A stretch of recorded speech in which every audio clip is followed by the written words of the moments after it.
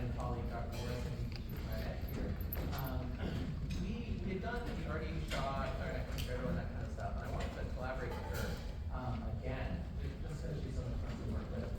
And but I didn't want to duck. I wanted to play actually, like I thought that would be kind of cool. So we decided that we were going to try and figure out like how we could fit my instrument euphonium and her instrument together, and came up with this idea of maybe writing for a euphonium quartet with clarinet solo.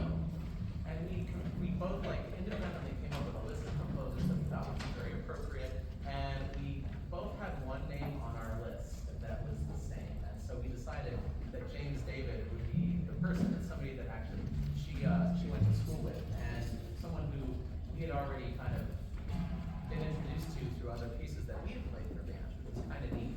So here we go. We decided we're going to premiere this piece in the tuba quartet version with clarinet solo and percussion while I was on sabbatical. That was kind of like one of the things that I was doing, and then it turned into like, well, this kind of sounds like it's meant to be for band as well, and clarinet solo. So why don't we see what we can do there? Okay, cool.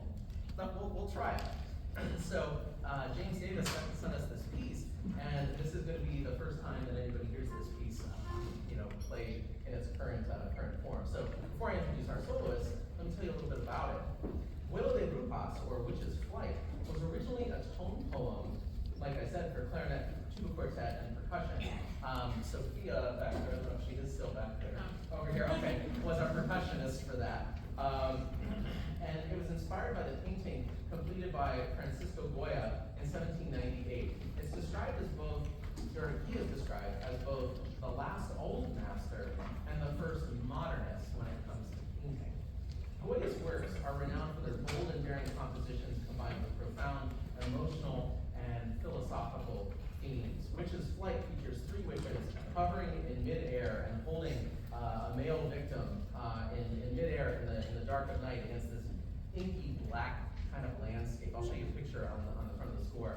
Below that sight are two peasants that are kind of like hiding themselves and trying not to be attacked by these witches. So to give you an idea of what this looks like, it's like pretty far away, but you can see that there is a lot of darkness here, and it is not a very happy scene for anyone involved, right? Except maybe the witches. I think they are. So it's up to you to compare and contrast our soloists to the villains in this. Would you please join me in welcoming Dr. Amanda Morrison?